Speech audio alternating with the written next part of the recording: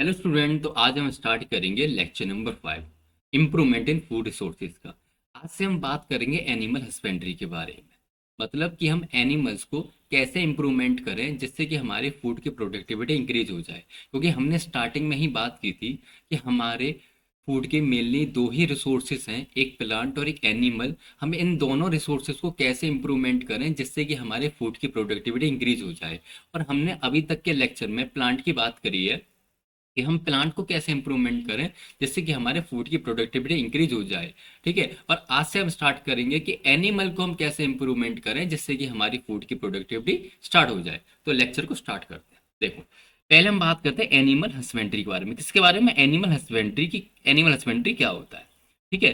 देखो, animal husbandry जो है ये ब्रांच है। क्या है ये? एनिमल हस्बेंड्री जो है ब्रांच है किसकी? एग्रीकल्चर की। क्योंकि हमने स्टार्टिंग के लेक्चर में ही बात करी थी कि हम एग्रीकल्चर के अंदर प्लांट की भी बात करते हैं और एनिमल की बात करते हैं। ठीक है। तो एनिमल हस्बेंड्री क्या है? ये एक ब्रांच है एग्रीकल्चर की जिसमें हम डील करते हैं, जिसमें हम बात करते हैं किसकी? Scientific management of life stock की। किसकी बात करते हैं? Scientific management of life stock की। अब लाइफ स्टॉक क्या होते हैं? लाइफ स्टॉक होते हैं डोमेस्टिक एनिमल। क्या होते हैं? Domestic animal. डोमेस्टिक एनिमल का मतलब ये है कि वो एनिमल जिनको हम यूज करते हैं एग्रीकल्चर फील्ड में। ठीक है, उनको हम कहते हैं डोमेस्टिक एनिमल या फिर लाइफ स्टॉक एनिमल। ठीक है। अब साइंटिफिक मैनेजमेंट का मतलब क्या? साइंटिफिक मैनेजमेंट का मतलब ये है कि जो हमारे डोमेस्टिक एनिमल है या लाइफ स्टॉक एनिमल हैं उनको हम फीड क्या कराएं और कैसे कराएं, और उनकी हम केयरिंग कैसे करें और उनको हम ब्रीडिंग कैसे कराएं, इन सब को हम कहते हैं क्या? Scientific management. ठीक है, किसकी? डोमेस्टिक एनिमल की। ठीक है। तो अब स्टार्ट करते हैं। तो देखो, जो एनिमल है ना उनको हमने 4 ग्रुप में डिवाइड करा है। किसके बेसिस पे? On the basis of utility. किसके बेसिस पे डिवाइड करा है हमने एनिमल को 4 ग्रुप में? On the basis of utility या फिर यूजेस के बेसिस पे। ठीक है। पहले होते हैं मिल्क प्रोड्यूसिंग एनिमल। कौन से? Milk producing animal. वो एनिमल जो मिल्क प्रोड्यूस करते हैं उनको हम कहते हैं मिल्क प्रोड्यूसिंग एनिमल।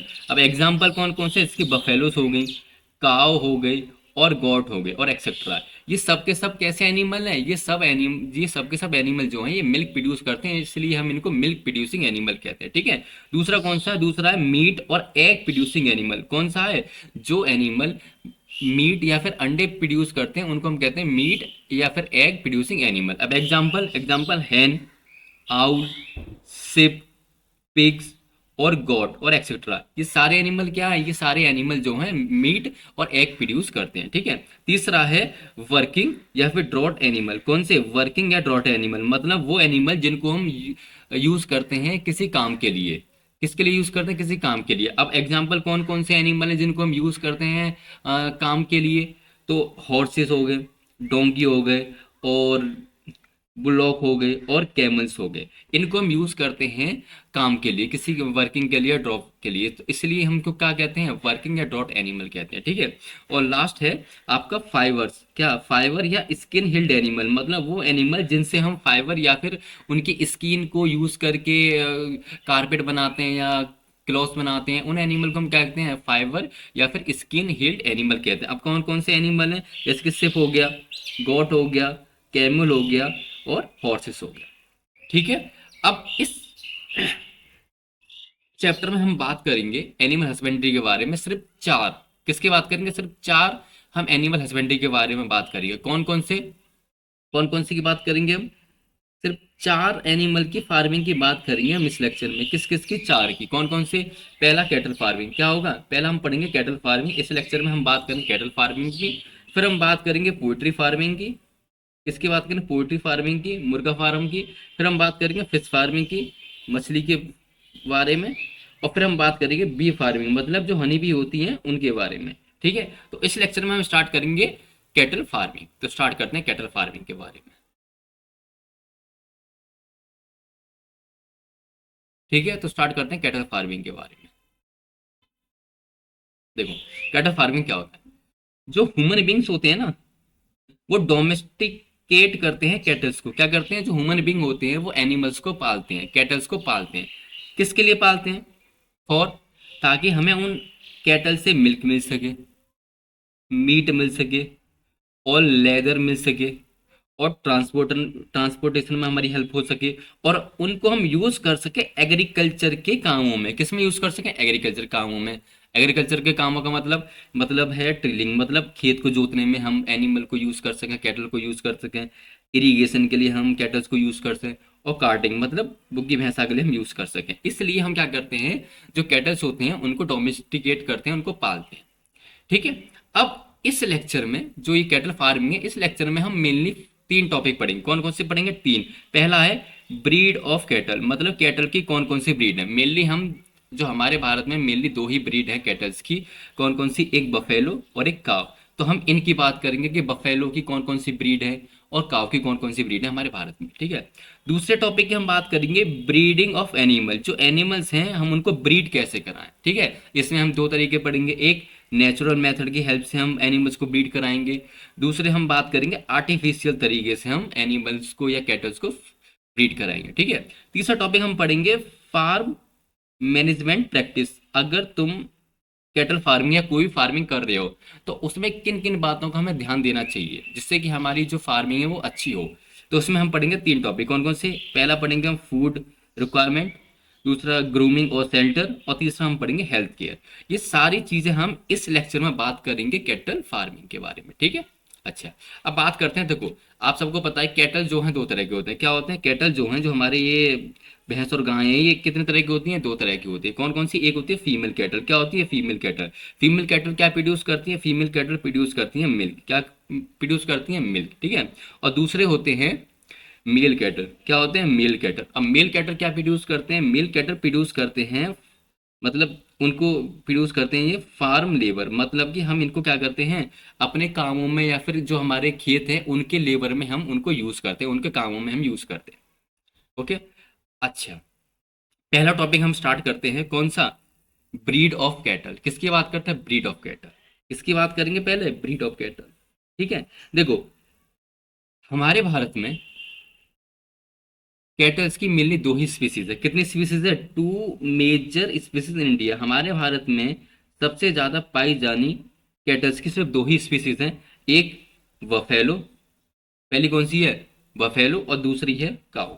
ठीक है। तो एक एक करके हम इसको पढ़ते हैं। पहले हम बात करेंगे बफेलो के बारे में कि कौन कौन सी जो ब्रीड है हमारे भारत में है, और फिर हम बात करेंगे काऊ के बारे में, कौन कौन सी हमारे भारत में काऊ की ब्रीड है। ठीक है। तो स्टार्ट करते हैं। पहला है हमारा बफेलो। क्या है बफेलो? देखो, बफेलो जो है हम इंग्लिश वर्ड में यूज करते हैं बफेलो को, लेकिन इसका जो साइंटिफिक नेम है ना बफेलो का, वो है बॉस बुलबेलिस। क्या है? बॉस बुलबेलिस। ठीक है। अच्छा, जो बॉस बुलबेलिस है या बफेलो है, हमारे भारत में लगभग 10 ही, मतलब 10 ही ब्रीड प्रेजेंट है बफेलो की हमारे भारत में। कितनी ब्रीड प्रेजेंट है हमारे भारत में? 10। ठीक है। जिसमें कि कुछ एग्जाम्पल है। कहाँ है? कुछ एग्जाम्पल है, जैसे कि पहला आप देख रहे हो मुर्रा। क्या है? मुर्रा। मुर्रा कहाँ मिलता है? ये जो ब्रीड है बफेलो की, मुर्रा वाली, ये हरियाणा और पंजाब में बहुत मिलती है। क्या? हरियाणा और पंजाब में ये है, बहुत मिलती है। देखो, कौन सी है? मुर्रा। ठीक है। अब दूसरी क्या है? दूसरी है महासना। कौन सी है? दूसरी महासना। और ये कहाँ मिलती है? ये मिलती है गुजरात में। कहाँ मिलती है? गुजरात में। ठीक है। अब तीसरी कौन सी है? तीसरी है सुरती। कौन सी है? सुरती। ये कहाँ मिलती है? ये भी कहाँ मिलती है? गुजरात में मिलती है। ठीक है। तो क्या, बफेलो की हमारे भारत में मेनली 10 ही ब्रीड हैं, जिसमें कि कुछ एग्जाम्पल मैंने आपको दिखाए हैं, मुर्रा और महासना और सुरती। ठीक है। अब हम बात करते हैं कि जो बफेलो का मिल्क होता है ना, उसकी बात करते हैं कि बफेलो के मिल्क में क्या क्या होता है, हमें क्यों पीना चाहिए, और इसको हम सुपीरियरी, मतलब जो काऊ के मिल्क से इसको ज़्यादा ऊंचा क्यों मानते हैं, ज़्यादा अच्छा क्यों मानते हैं, बताता हूँ क्यों। क्योंकि इसके अंदर ना रिच फैट होता है। फैट बहुत मिलता है अगर हम बात करें, कंपेयर करें किससे? काऊ के मिल्क के। ठीक है। विटामिन ई बहुत ज़्यादा मिलती है, और प्रोटीन मिलता है, कैल्शियम मिलता है, और फोस्फोरस। ये सारी चीज़ें ना बहुत ज़्यादा मिलती हैं अगर हम कंपेयर करें काऊ के मिल्क से। इसीलिए इसीलिए जो बफेलो का मिल्क होता है ना, उसको हम सुपीरियरी कहते हैं। क्या कहते हैं? सुपीरियर कहते हैं। किसके कंपेयर में? To the cow milk.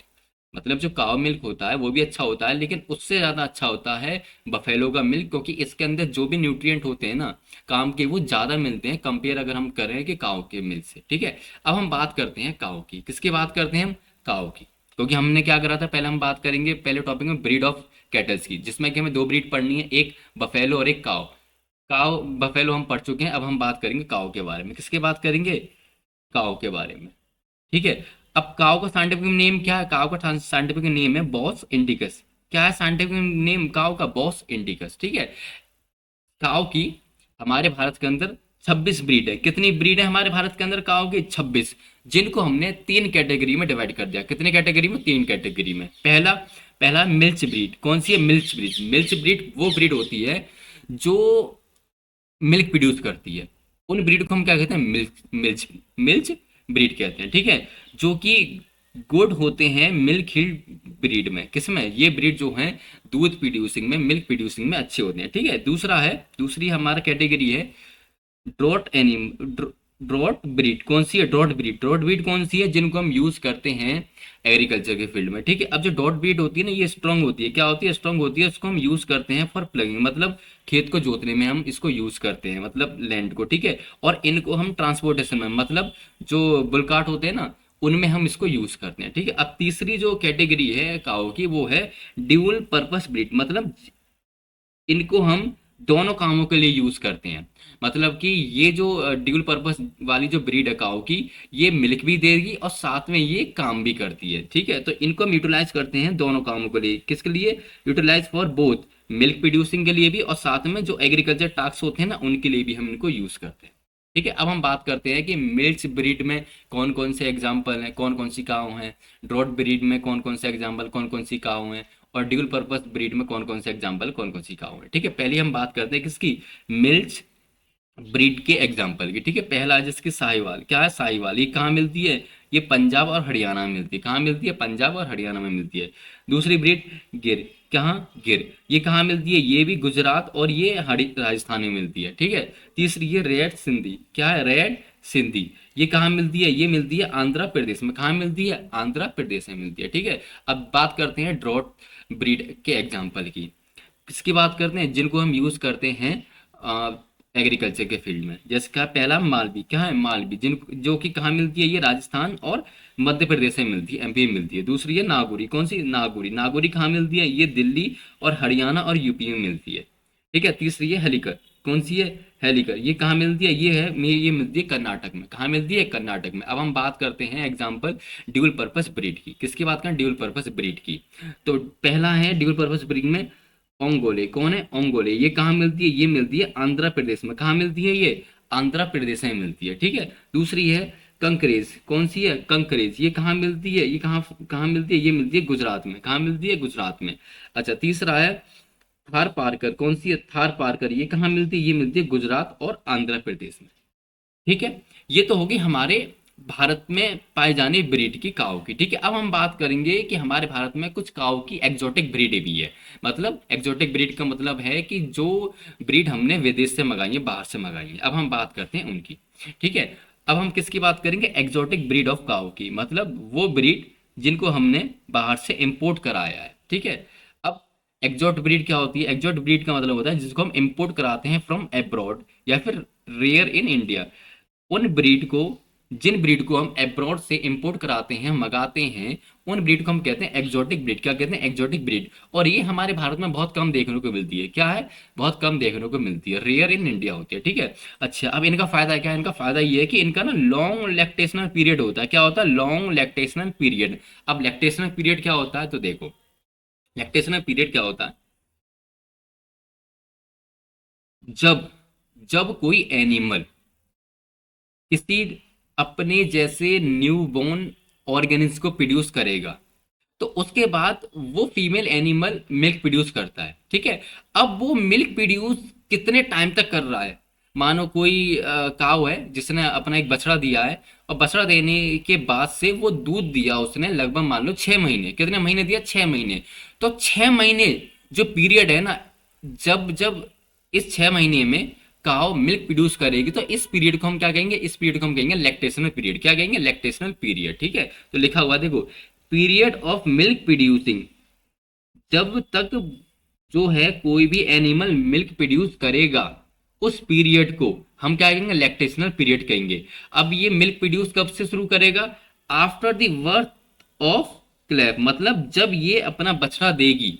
जैसे कि मानो आज किसी भैंस ने जो है या फिर काऊ ने या गाय ने आज एक बछड़ा दिया है, तो वो आज जब बछड़ा दिया है तो आज से वो दूध देना स्टार्ट करेगी, ठीक है। और वो दूध जितने टाइम तक देगी उस टाइम पीरियड को हम कहेंगे कि ये इसका लैक्टेशनल पीरियड है, ठीक है। मतलब जितने भी टाइम तक वो दूध देगी उस टाइम पीरियड को हम कहेंगे लैक्टेशनल पीरियड, ठीक है। तो जो एक्जोटिक ब्रीड होती है ना, इनका लॉन्ग लैक्टेशनल पीरियड होता है। क्या होता है? लॉन्ग लैक्टेशनल पीरियड होता है। मान लो कि जो एक्जोटिक ब्रीड है उसका 6 महीने तक जो है वो दूध देगी, तो मतलब वो 6 महीने तक उसका लैक्टेशनल पीरियड है। और जो हमारी भारत की जो ब्रीड है उनका लैक्टेशनल पीरियड कम होता है, लगभग 3 से 4 महीने होता है, ठीक है। तो हम क्या करते हैं, ठीक है। अब इससे पहले हम कुछ एग्जांपल पढ़ते हैं कि कौन कौन सी जो है काऊ की हमारे भारत में एक्सोटिक ब्रीड है, ठीक है। जिसकी पहली है कौन सी? हॉलस्टेन फ्रेसियन। कौन सी है? हॉलस्टेन फ्रेसियन, जिसको हमने कहाँ से मंगाया? जिसको हमने मंगाया हॉलैंड से। किस कहाँ से मंगाया है? हॉलैंड से मंगाया, ठीक है। दूसरा एग्जांपल है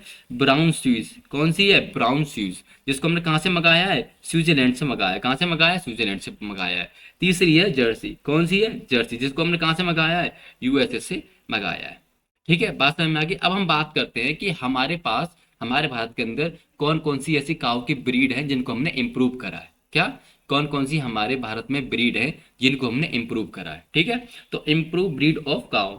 अब हम बात करेंगे कौन कौन सी गाय हैं जिनको हमने इम्प्रूव करके बनाया है, कौन कौन सी ब्रीड है, ठीक है। तो देखो, अब इम्प्रूव कैसे करते हैं हम ब्रीड को? तो देखो, हम क्या करते हैं, क्रॉस कराते हैं बिटवीन किसके बीच में? जो इंडिजिनस, मतलब जो हमारी भारत की जो गाय है ना, या भारत की जो ब्रीड है, उनको हम क्रॉस कराते हैं एक्जोटिक ब्रीड के संग। किसके संग? जो फॉरेन की जो गाय हैं या फॉरेन की जो ब्रीड है, उनको हम क्रॉस कराते हैं हमारे भारत की ब्रीड के संग, ठीक है। क्या कराते हैं? क्रॉस कराते हैं हमारी भारत की और एक्जोटिक ब्रीड के संग, मतलब विदेशी ब्रीड के संग। ताकि ताकि हमें क्या मिल सके? हाई हील्ड ऑफ मिल्क, ताकि हमें जो है मिल्क जो है ज़्यादा से ज़्यादा मिल सके, ठीक है। अब हम बात करते हैं कौन कौन सी ऐसी ब्रीड है जिनको हमने इम्प्रूव करा है क्रॉस करके, ठीक है। तो देखो, पहली है प्रेसवाल। कौन सी है? प्रेसवाल, जिसको हमने बनाया है किसके बीच में क्रॉस करा के? हॉलस्टेन फ्रेसियन के बीच में हमने क्रॉस कराया है, जो कि एक्जोटिक ब्रीड है। और किसके बीच में? साहिवाल, जो कि हमारी लोकल हमारी भारत की ब्रीड है। इन दोनों को हमने क्रॉस करके क्या बनाया है?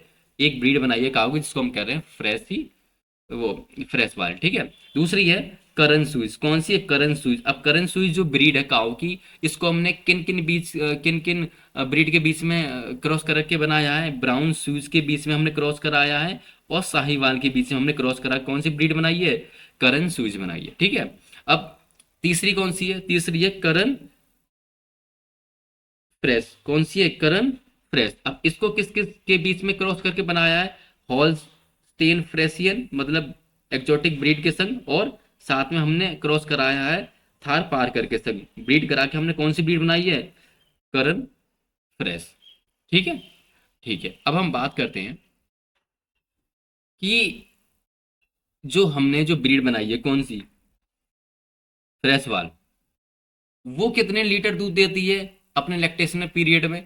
और जो हमारा जो होल्स्टेन फ्रेसियन है, ये कितना दूध देती है अपने लैक्टेशन पीरियड में? तो देखो, जो फ्रेश वाल काऊ है ना, वो प्रोड्यूस करती है 5000 लीटर मिल्क, मतलब 5000 लीटर दूध देती है। कब? ड्यूरिंग दी लैक्टेशनल पीरियड, मतलब जब इसका लैक्टेशनल पीरियड होता है ना, उस दौरान जो है ये फ्रेश वाल जो काऊ है वो 5000 लीटर दूध देती है, ठीक है।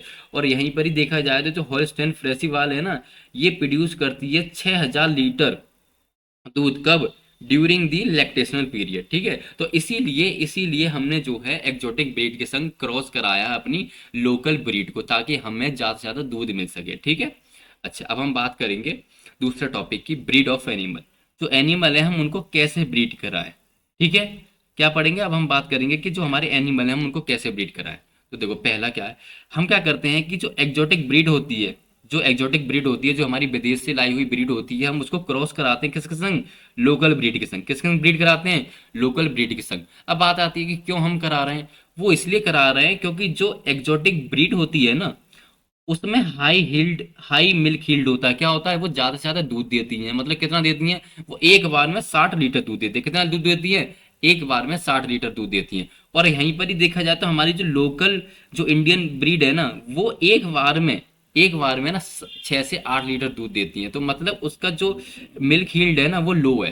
क्या है, लो है, इसलिए हम क्या कराते हैं, ब्रीडिंग कराते हैं एनिमल को। दूसरा पॉइंट ये है कि जो एग्जोटिक ब्रीड है उसका ना लॉन्ग लैक्टेशनल पीरियड होता है। लॉन्ग लैक्टेशनल पीरियड का मतलब है कि लगभग मान लो कि जब ये दूध देना स्टार्ट करेगी ना, तो ये लगभग लगभग 5 से 6 महीने तक दूध देना स्टार्ट करेगी, ठीक है। और यहीं पर ही अगर हम देखें अपनी लोकल इंडियन ब्रीड का, तो वो उसका ना शॉर्ट लैक्टेशनल पीरियड है। क्या है, शॉर्ट लैक्टेशनल पीरियड है, मतलब जब ये दूध देना स्टार्ट करती हैं तो ये बहुत कम महीने देती है, लगभग 3 से 4 महीने दूध देती हैं, इस वजह से इसका जो है लैक्टेशनल पीरियड शॉर्ट है, ठीक है। तीसरा पॉइंट कि जो एक्जोटिक ब्रीड है ना, इनका एक ड्रॉबैक ये है कि ये ना लेस डिसीज रेजिस्टेंस होती है, मतलब ये अपने आप को ना बीमारी से बचा नहीं पाती, इनको बहुत आसानी से बीमारी लग जाती है। और यहीं पर ही हमारी जो लोकल इंडियन ब्रीड है उसका एक फायदा ये है, पॉजिटिव ये है कि वो ना मोर रेजिस्टेंस होती है डिसीज के लिए, मतलब कि हमारी जो भारत की जो ब्रीड होती है ना, लोकल ब्रीड होती है, इनको बीमारी आसानी से नहीं लगती हैं, ये बीमारी को झेल लेती हैं। इस वजह से हम क्या करते हैं कि हम एक्जोटिक ब्रीड और लोकल ब्रीड को ना क्या करते हैं, क्रॉस कराते हैं। क्या कराते हैं, क्रॉस कराते हैं। जैसे कि मान लो कि हमने एक काव ले ली, किसकी, एक्जोटिक ब्रीड, कौन सी, जिसके पास क्या था, जिसकी क्वालिटी की कि हाई मिल्क ईल्ड ब्रीड है, मतलब कि ये जो ब्रीड है काव की ज्यादा दूध देती है, तो हमने इसको किसके संग क्रॉस करा लिया, अपनी लोकल इंडियन ब्रीड के संग। अब लोकल इंडियन ब्रीड के पास क्या अच्छी क्वालिटी है, वो ये है कि वो डिसीज रेजिस्टेंस होता है। क्या होता है, डिसीज रेजिस्टेंस होता है। तो हम क्या करते हैं कि जो एक्जोटिक काव की जो ब्रीड है उसको हम क्रॉस कराते हैं अपनी इंडियन लोकल ब्रीड के संग, किसके संग, बुल के संग। अब बुल में क्या खासियत है, बुल में ये खासियत है कि इसको बीमारी नहीं लगती। अब जो एक्जोटिक ब्रीड है उसकी क्या खासियत है, उसकी ये खासियत है कि ज्यादा मिल्क देती है। तो हम क्या कराते हैं, इन दोनों का क्रॉस करा लेते हैं। क्रॉस कराने से क्या होगा, जो हमें गाय मिलेगी ना, उसके पास दोनों की क्वालिटी होगी, विच प्रोड्यूस मोर मिल्क। एक तो ये क्या करेगी, ज्यादा से ज्यादा दूध प्रोड्यूस करेगी, दूसरा कि वो डिसीज रेजिस्टेंस होगी, क्या होगी, उसको बीमारी भी आसानी से नहीं लगेगी, ठीक है। बात समझ में आ गई। अब बात करते हैं कि हम क्रॉस ब्रीडिंग कराते क्यों हैं। क्या, कि हम जो क्रॉस है वो क्यों कराते हैं, मतलब क्रॉस ब्रीडिंग क्यों कराते हैं, वो हम इसलिए कराते हैं ताकि हम इम्प्रूव कर सकें एनिमल की ब्रीड को। क्या कर सकें, एनिमल की ब्रीड को हम इम्प्रूव कर सकें, और हमें ऐसा एनिमल ऑब्टेन हो, क्या, और हमें ऐसा एनिमल ऑब्टेन हो जिसके पास हमारे कुछ डिजायरेबल करेक्टर हो, मतलब जो हम डिजायरेबल करेक्टर चाहते हैं ना, वो ज्यादा करेक्ट, वो डिजायरेबल करेक्टर हो। अब डिजायरेबल करेक्टर का मतलब क्या है, मतलब ये कि जो गाय क्रॉस कराने पे जो हमें मिले उसका लॉन्ग लैक्टेशनल पीरियड हो, क्या हो, long lactational period. Long lactational का पीरियड का मतलब है कि वो ज्यादा टाइम तक दूध दे, ठीक है। दूसरा, हाई मिल्क हील्ड हो, मतलब हाई हील्ड मिल्क का मतलब है कि जैसे कि जब वो एक बार में दूध देना तो वो ज्यादा से ज्यादा दे, ठीक है। और लॉन्ग लैक्टेशनल पीरियड का मतलब है कि जब वो दूध देना स्टार्ट करे तो वो बहुत लंबे समय तक दे, ठीक है। दूसरा दूसरा डिजायरेबल करेक्टर हम क्या चाहेंगे, वो ये चाहेंगे कि वो डिसीज रेजिस्टेंस हो, क्या हो, डिसीज रेजिस्टेंस हो, मतलब उसको बीमारियां आसानी से नहीं लगनी चाहिए, और उसकी हेल्थ भी कैसी हो, अच्छी हो, ठीक है। तीसरा तीसरा ये कि वो टॉलरेंस हो टू क्लाइमेट कंडीशन, मतलब कैसी भी क्लाइमेट कंडीशन आ जाए उन सबको क्या कर सके, वो झेल सके। तो हमें ऐसे डिजायरेबल करेक्टर चाहिए अपने एनिमल में जब हम उसको क्रॉस ब्रीडिंग कराएं। बात समझ में आ गई, ठीक है। अब हम बात करते हैं कि कौन कौन से मेथड हैं ब्रीड कराने के, क्या, कि कौन कौन से मेथड्स हैं ब्रीडिंग कराने के। तो हम इसमें दो ही मेथड्स की बात करेंगे ब्रीडिंग कराने के, ठीक है। कितने मेथड की, दो, एक नेचुरल मेथड और एक पढ़ेंगे आर्टिफिशियल मेथड। तो पहला हम पढ़ते हैं नेचुरल मेथड, किसकी बात करेंगे, नेचुरल मेथड। फिर हम बात किसकी करेंगे, आर्टिफिशियल मेथड, जिसको हम आर्टिफिशियल इंसेमिनेशन भी कहते हैं, एआई भी कहते हैं, ठीक है। तो पहले हम बात कर लेते हैं नेचुरल ब्रीडिंग के बारे में, नेचुरल मेथड के बारे में। देखो नेचुरल मेथड में क्या करते हैं, क्रॉस कराते हैं। क्या कराते हैं, क्रॉस कराते हैं नेचुरल फिजिकल मैटिंग प्रोसेस। क्या कराते हैं, क्रॉस कराते हैं। देखो नॉर्मली हम इसमें कुछ नहीं करते, हम क्या करते हैं कि काव को और बुल को छोड़ देते हैं, वो अपने आप ही क्रॉस कर लेते हैं, फिजिकल मैटिंग कर लेते हैं, ठीक है। अच्छा, अब कब करते हैं, जब जब जो फीमेल एनिमल है ना, जब फीमेल एनिमल है उसके फर्टाइल पीरियड चल रहा हो। क्या चल रहा हो, फर्टाइल पीरियड। फर्टाइल पीरियड का मतलब ये है कि जब काव जो है अपने हीट पीरियड पे आ जाए, तब जाके हम जो है नेचुरल मेथड का यूज करते हैं ब्रीड कराने के लिए, ठीक है। बात समझ में आ गई। तो इसमें क्या करते हैं हम क्रॉस, तो इसमें क्या करते हैं, क्रॉस कराते हैं नेचुरल फिजिकल मेथड, मतलब कि जो काव है और बुल है वो अपने आप ही मैटिंग करते हैं। लेकिन कब करते हैं काव और बुल मैटिंग, जब जो फीमेल एनिमल है वो फर्टाइल पीरियड हो, क्या हो, उसका फर्टाइल पीरियड चल रहा हो। फर्टाइल पीरियड का मतलब है कि जब वो हीट हीट पे हो, मतलब हीट पीरियड हो, तब हम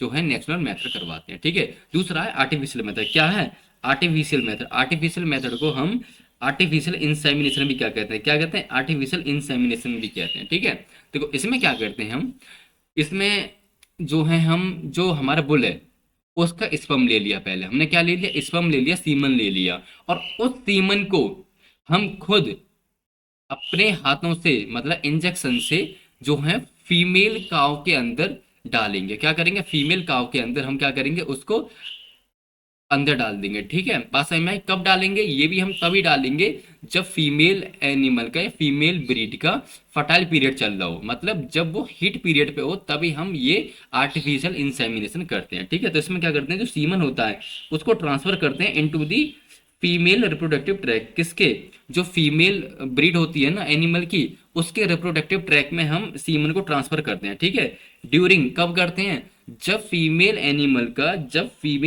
का फर्टाइल पीरियड चल रहा हो। क्या चल रहा हो, फर्टाइल पीरियड चल रहा हो, मतलब उस एनिमल का जो है हीट पीरियड चल रहा हो, उस फीमेल एनिमल का हीट पीरियड चल रहा हो, तब जाके, तब जो है हम उसके रिप्रोडक्टिव ट्रैक में सीमन को कलेक्ट करते हैं और सीमन को डाल देते हैं। ठीक है, जैसे कि आप इस इमेज में देख पा रहे होंगे। ठीक है, जैसे कि ये डॉक्टर, हालांकि इसको डॉक्टर कहते हैं, ये डॉक्टर है, डॉक्टर ने सीमन कलेक्ट करा बुल से और उसको अपने हाथ से खुद फीमेल ब्रीड के रिप्रोडक्टिव ट्रैक में डालते हैं। ठीक है, इसको हम, इस वाले मेथड को हम कहते हैं आर्टिफिशियल मेथड या फिर आर्टिफिशियल इंसेमिनेशन। ठीक है, अब जो आर्टिफिशियल मेथड है ना, ये आर्टिफिशियल इंसेमिनेशन है, इसको पहली बार एक्सपेरिमेंट करा था आर्टिफिशियल इंसेमिनेशन को, कहाँ पे, स्पेनजेनी में। कहाँ पे, स्पेनजेनी में। कब, 70-80 में। कहाँ, कब यूज करा था इसको, 70-80 में, to obtain a young dog. किसके लिए, इन्होंने क्या करा था कि इस मेथड को यूज करके सबसे पहले इन्होंने एक कुत्ते को, मतलब डॉग को ऑब्टेन करा था। ठीक है, ओके, अब हम बात करते हैं, ये हमारे दो टॉपिक हो गए मेन, ब्रीड ऑफ एनिमल और ब्रीडिंग ऑफ एनिमल। अब हम बात करते हैं, किसकी बात करते हैं अब हम, फार्म मैनेजमेंट प्रैक्टिस। किसकी बात करते हैं हम, फार्म मैनेजिंग प्रैक्टिस, मतलब कौन कौन से ऐसी बातें हैं, ऐसी प्रैक्टिस हैं जिनको हमें ध्यान में रखना चाहिए जब भी हम कोई फार्मिंग करें। अब हम किसकी फार्मिंग कर रहे हैं, कैटल्स की फार्मिंग, तो कौन कौन सी चीजें हैं जिनको हमें ध्यान रखना चाहिए कैटल फार्मिंग करते हुए। ठीक है, तो पहले हम बात करेंगे, इसमें हम तीन जो है प्रैक्टिस की बात करेंगे। पहला, फूड रिक्वायरमेंट, किसकी बात करेंगे, फूड रिक्वायरमेंट। दूसरा हम बात करेंगे ग्रूमिंग और सेंटर, किसकी बात करेंगे, ग्रूमिंग और सेंटर की। ठीक है, और तीसरी हम बात करेंगे हेल्थ केयर की, किसकी बात करेंगे, हेल्थ केयर की। तो पहली बात करते हैं फूड रिक्वायरमेंट, किसकी बात करते हैं, फूड रिक्वायरमेंट। अब देखो, फूड जो है नेसेसरीज होता है, बहुत जरूरी होता है, किसके लिए, फॉर प्रॉपर ग्रोथ, ताकि एनिमल की प्रॉपर ग्रोथ हो सके, एनिमल का प्रॉपर तरीके से डेवलपमेंट हो सके, और एनिमल जो है अपनी बॉडी को ना मेंटेन कर सके, इसलिए जो है एनिमल को या कैटल्स को जरूरत पड़ती है फूड की। ठीक है, अब हम बात करते हैं कि फूड की रिक्वायरमेंट किस बेसिस पे होती है, किसका, कि जो एनिमल को फूड की रिक्वायरमेंट होती है ना, वो किस बेसिस पे होती है, किस पे डिपेंड करती है, कि किस एनिमल को कौन सा फूड दें, कितना फूड दें। तो देखो, वो डिपेंड करता है कि जो एनिमल है या कैटल है उसकी एज क्या है। अगर देखो कम एज होगी तो हम उसको कम खाना देंगे, ज़्यादा एज होगी तो उसको हम ज़्यादा खाना देंगे। अगर कोई एनिमल मिल्क प्रोड्यूस कर रहा है तो हम उसको मिल्क प्रोड्यूसिंग वाला खाना देंगे।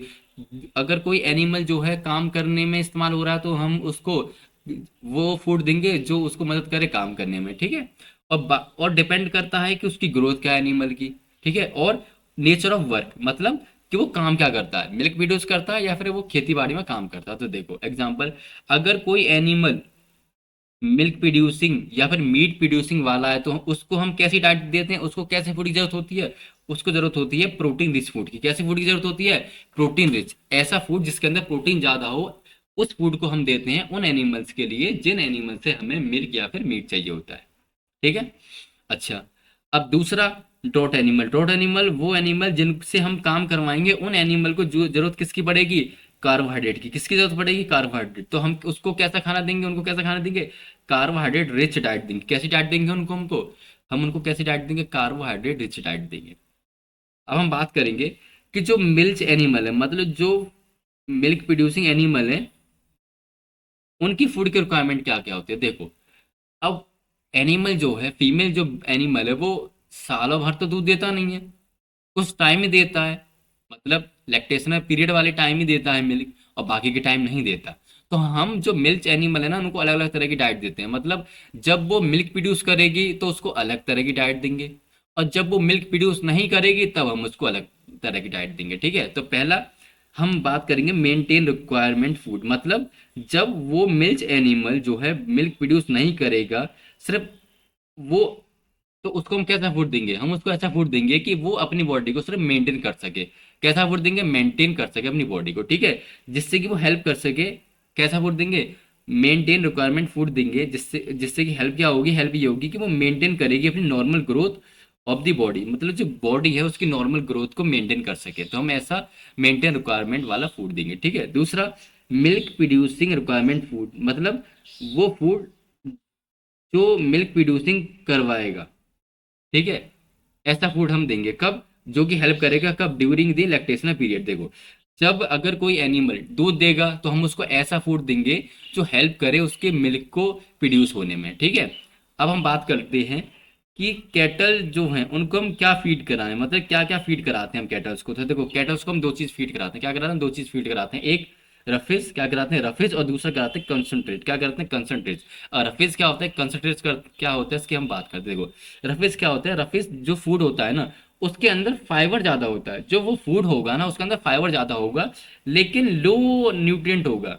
क्या, जो रफिश फूड होता है उसके अंदर फाइबर ज़्यादा होता है, लेकिन न्यूट्रिएंट क्या होता है, लो होता है। ठीक है, अब रफीज के अंदर कंटेंट क्या होता है, रफीज के अंदर कंटेंट होता है कार्बोहाइड्रेट। क्या कंटेंट होता है, कार्बोहाइड्रेट, जो कि हमें मिलता कहाँ से है, जो फाइबर वाला फूड हमें वो मिलता कहाँ से है, तो वो ऑप्टेन होता है हमें ग्रीन या फिर ड्राई फूडर से, मतलब जो चारा है, या तो हरा चारा हो या फिर सूखा चारा हो, उससे हमें ऑप्टेन होता है रफीज। और रफीज के अंदर क्या होता है, रफीज ऐसा फूड होता है जिसमें फाइबर ज़्यादा होता है लेकिन प्रोटीन कम होती है। ठीक है, बात समझ में आ गई।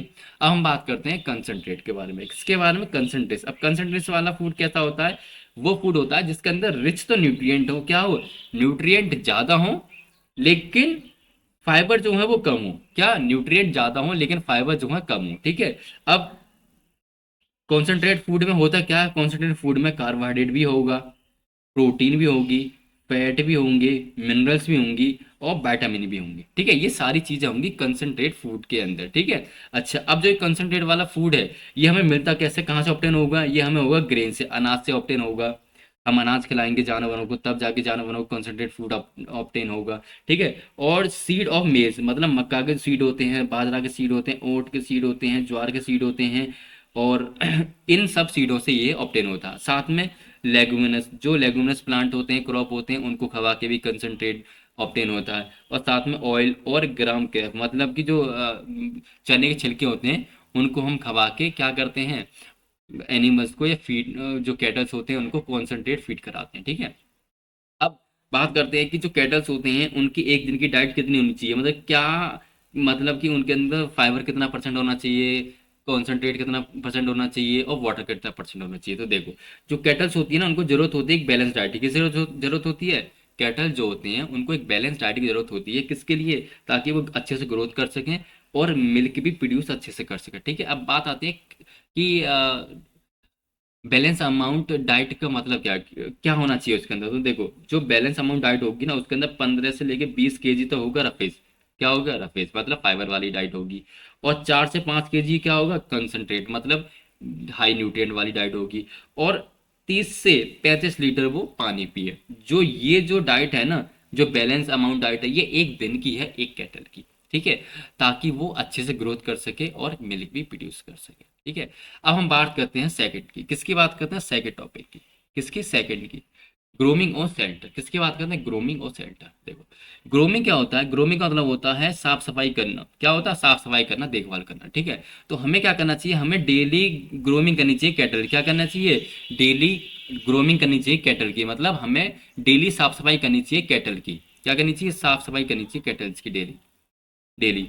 क्यों, ताकि वो फ्री हो सकें डस्ट और एक्सटर्नल पैरासाइट से, किससे, जो उनके ऊपर जो गंदगी लगी है, जो एक्सटर्नल पैरासाइट लगे हुए हैं वो उनसे फ्री रह सकें। ठीक है, अब पैरासाइट क्या होते हैं, देखो, पैरासाइट वो ऑर्गेनिज्म होते हैं जो अपने फूड के लिए किसी लिविंग ऑर्गेनिज्म पे डिपेंड होते हैं, उनको हम कहते हैं पैरासिटिक। ठीक है, बात समझ में आ गई। अच्छा, और हम जो हैं कैटल्स को प्रॉपर तरीके से वॉश करें, क्या करें, प्रॉपर तरीके से वॉश करें, ताकि वो क्लीन हो सके कैटल, क्या हो सके, ताकि कैटल जो है साफ सुथरे हो सके। अब क्यों साफ सुथरे हो सके, अगर वो एनिमल साफ सुथरे होंगे ना तो वो साफ सुथरा मिल्क भी प्रोड्यूस करेंगे। क्या करेंगे? अगर एनिमल साफ सुथरे होंगे तो वो साफ सुथरा मिल्क भी प्रोड्यूस करेंगे। बात समझ में आ गई? दूसरा, दूसरा है शेल्टर। क्या होता है शेल्टर? शेल्टर का मतलब होता है उनका घर बार, मतलब जहां वो रह रहे हैं वो जगह क्या कहलाती है? शेल्टर कहलाती है। अब शेल्टर किस लिए होना चाहिए? शेल्टर इसलिए होना चाहिए ताकि जो एनिमल है उसको कंफर्टेबल हो। क्या हो? एनिमल कंफर्टेबल हो, और एनिमल जो है प्रोटेक्ट हो किससे? फ्रॉम हीट, गर्मी से भी बचे, और कोल्ड मतलब कि ठंडी से भी बचे, और साथ में रेन, बारिश से भी बचे। ठीक है, बात समझ में आ गई? ठीक है। अब एक शेल्टर कैसा होना चाहिए, उसको क्या क्या फीचर होनी चाहिए, इसकी हम बात करते हैं। किसकी बात करते हैं? कि शेल्टर के क्या क्या फीचर होना चाहिए, कैसा शेल्टर होना चाहिए। ठीक है, तो पहला, पहला ये कि जो शेल्टर हो ना उसमें ओवर क्राउडिंग नहीं हो। क्या हो? टू अवॉइड ओवर क्राउडिंग, मतलब कि जो शेल्टर हो उसमें भीड़ भाड़ ज्यादा ना हो। जैसे कि देखो, मानो ये शेल्टर है, इसमें भीड़ भाड़ ज्यादा नहीं है। ठीक है, तो हमारा शेल्टर कैसा हो? इसमें भीड़ भाड़ ज्यादा ना हो। ठीक है। दूसरा, प्रॉपर ड्राई, मतलब पूरी तरीके से सूखा हो वो। ठीक है। एयरी, मतलब हवा आनी चाहिए उसके अंदर, और क्लीन, साफ होना चाहिए, और वेंटिलेटेड रूफ शेल्टर होना चाहिए। जो हमारा जो कैट वो जो शेल्टर है वो ढका होना चाहिए किससे? रूफ से। किससे ढका होना चाहिए? रूफ से। और उसमें ना कुछ विंडो लगी होनी चाहिए ताकि प्रॉपर वेंटिलेशन हो। क्या हो? प्रॉपर वेंटिलेशन हो। जैसे कि देखो, इसके अंदर जो रूफ है उसमें विंडो तो नहीं लग रही, लेकिन वेंटिलेशन के लिए इसमें देखो फैन लगाएं। क्या लगाएं? फैन लगाएं। देखो जैसे कि आप देख पा रहे हो, इसके अंदर क्या लगाएं? फैन लगाए हुए हैं, ताकि इनको प्रॉपर वेंटिलेशन मिले, और साथ में इसमें विंडो भी लगाई हुई है साइड में, ताकि इनको प्रॉपर तरीके से वेंटिलेशन मिले। ठीक है, बात समझ में आ गई? तीसरा, प्रॉपर रिमूव एनिमल वेस्ट, मतलब कि प्रॉपर तरीके से एनिमल का जो है वेस्ट रिमूव होना चाहिए। वेस्ट क्या होना होगा? जैसे कि यूरिन, मानो कि अगर किसी एनिमल ने कोई यूरिन करा या फिर एक्सक्रेटा, मतलब कोई गाव डंग करा, तो उसको प्रॉपर तरीके से साफ करना चाहिए। ठीक है। चौथा, प्रॉपर क्लीनिंग और fresh drinking water water arrangement, मतलब कि प्रॉपर तरीके से फ्रेश वाटर अरेंजमेंट हो वहीं पर ही जहाँ पे हमारा शेल्टर हो। पांचवा, proper cover with cemented floor, और ये देखो जो हमारा जो कैट जो ये हमारा शेल्टर है, जो इसका फर्श है ना वो प्रॉपर तरीके से सीमेंटेड का बना हो। कैसा हो? सीमेंटेड का बना हो। और साथ में ना ये जो फर्श है वो रफ होना चाहिए। कैसा होना? खुरखुरा होना चाहिए। मतलब अगर चिकना हुआ तो ये हमारे कैटल जो है ये फिसल जाएंगे, फिसलने से इनकी टांग टूट सकती हैं। तो इसलिए जो फ्लोर है वो कैसा होना चाहिए?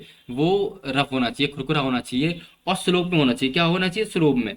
क्या स्लोप में? क्यों? ताकि अगर ये कोई भी वेस्ट करते हैं तो वो नीचे खिसक के आ जाए, मतलब ढल जाए। ठीक है, इसलिए कैसा होना चाहिए? जो हमारा सीमेंटेड फ्लोर है वो रफ होना चाहिए और वो स्लोप होना चाहिए। ठीक है।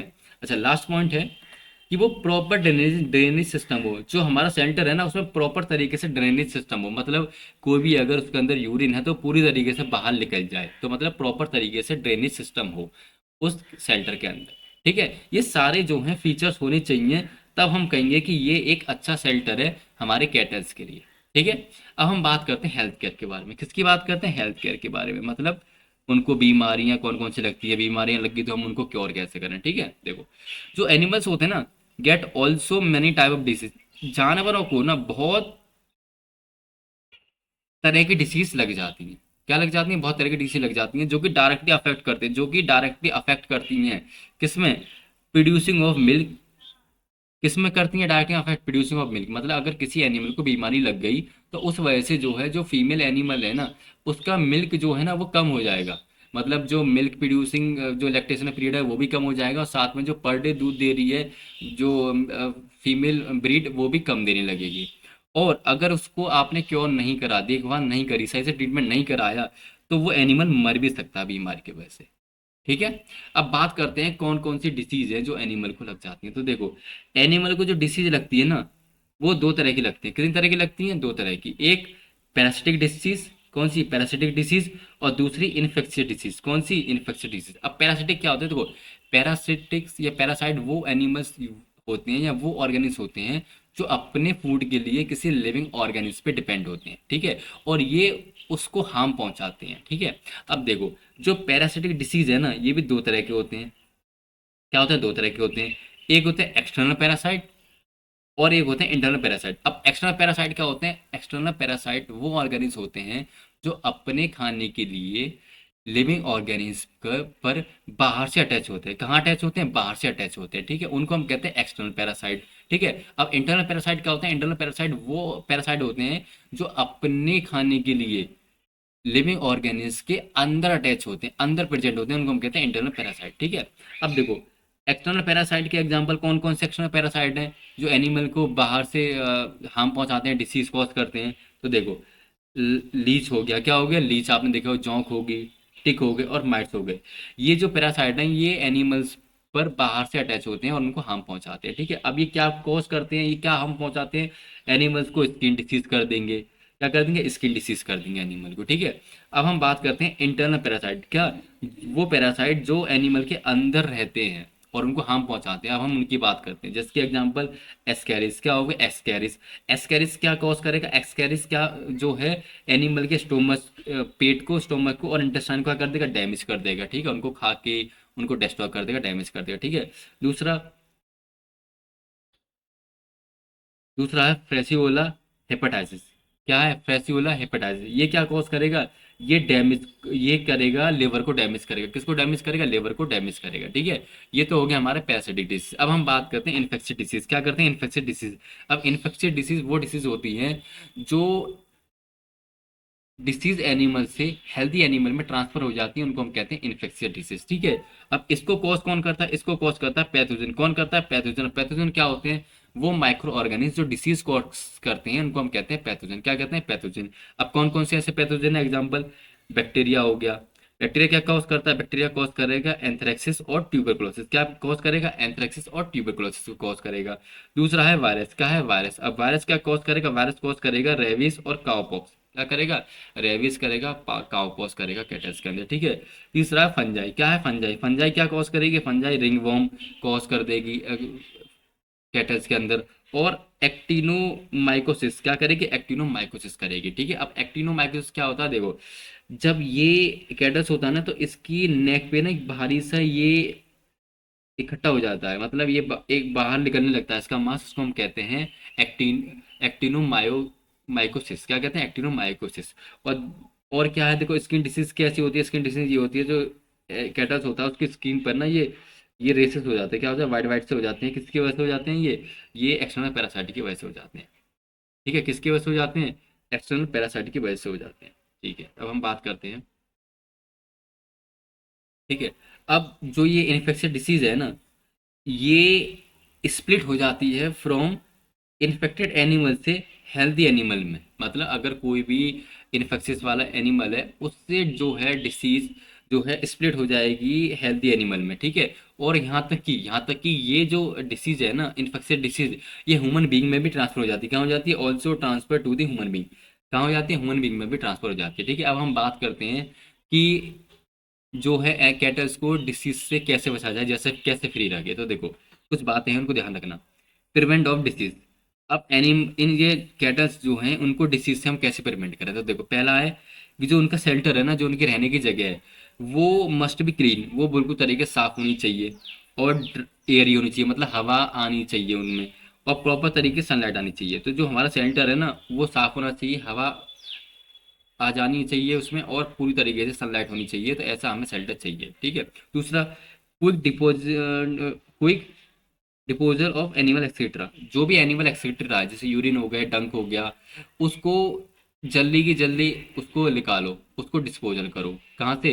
शेल्टर से। ठीक है, तीसरा, रेगुलर बाथिंग ऑफ एनिमल, मतलब डेली जो है एनिमल्स को नहलाओ। ठीक है, चौथा, प्रोवाइड न्यूट्रिटिव फूड, मतलब जो एनिमल हैं उनको न्यूट्रिटिव फूड प्रोवाइड कराओ, अच्छा अच्छा खाना प्रोवाइड कराओ। ठीक है, और लास्ट है vaccination at the regular time, मतलब कि जो हमारे कैटल्स हैं ना उनको प्रॉपर तरीके से टाइम टाइम पर वैक्सीनेशन कराओ। मतलब उनको जो है आप मेडिसिन देते रहो, पोलियो पिलाओ, वैक्सीनेशन टाइम टाइम पे करो। ठीक है, जिससे कि क्या है कि उनका इम्यून सिस्टम स्ट्रांग बनेगा और इम्यून सिस्टम ही जो है डिसीज से लड़ेगा, जिसकी वजह से जो है कैटल्स को बीमारी नहीं लगेगी। ठीक है, तो ये हो गया हमारा आज का लेक्चर कैटल फार्मिंग के ऊपर। ठीक है, अगर आपको ये लेक्चर समझ में आया हो, अच्छा लगा हो, तो आप लाइक कर देना, शेयर कर देना और कमेंट कर देना। ठीक है, और अपने फ्रेंडों के साथ शेयर भी करना। ठीक है, तो कल हम स्टार्ट करेंगे अब। पोल्ट्री फार्मिंग के बारे में। इसके बाद हम 2 लेक्चर और लेंगे, मतलब 3 लेक्चर और लेंगे, पोल्ट्री फार्मिंग और फिश फार्मिंग और की फार्मिंग। इन 3 लेक्चर में अब ये जो है आपका लेक्चर कंप्लीट हो जाएगा। ठीक है, तो थैंक यू।